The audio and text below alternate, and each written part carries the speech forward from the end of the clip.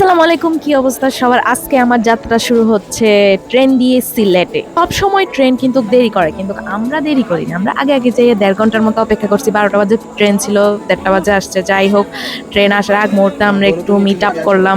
মাশাল্লাহ, সবাই আমরা আগে আগে এসে পড়ছি। এখন শুধু অপেক্ষা ট্রেনে। ঘুরতে গেলে মজাও আছে, আবার প্যারাও আছে। সাথে যদি থাকে বাচ্চা কাচ্চা, তাহলে তো আর কোনো কথাই নাই। অপেক্ষার প্রহর যেন শেষই হচ্ছে না। আমরা তো কত রকমের কত কিছু করতেছি, সময় তো আর যাইতাছে না।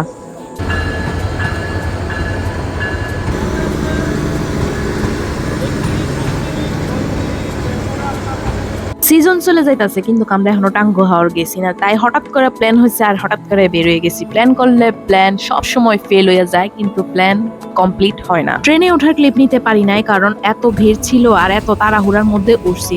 আলহামদুলিল্লাহ, ভালোভাবে ট্রেনের যাত্রা শুরু হয়েছে। আমরা 7:30 কি 8টার মধ্যে পৌঁছে গেছি সিলেট শহরে। চা পাতা বাগান আরো সুন্দর দেখা যাইব।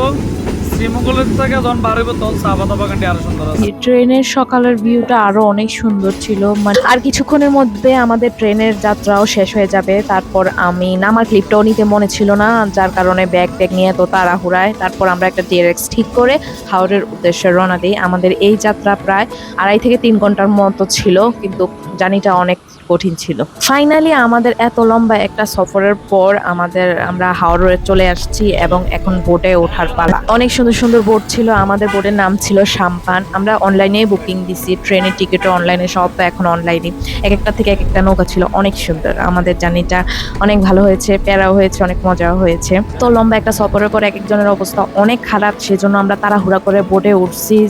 ভিডিওটা লম্বা হয়ে যায় দেখে পার্ট বাই পার্ট শেয়ার করবো। সবাই ভালো থাকবেন। আসসালামু আলাইকুম।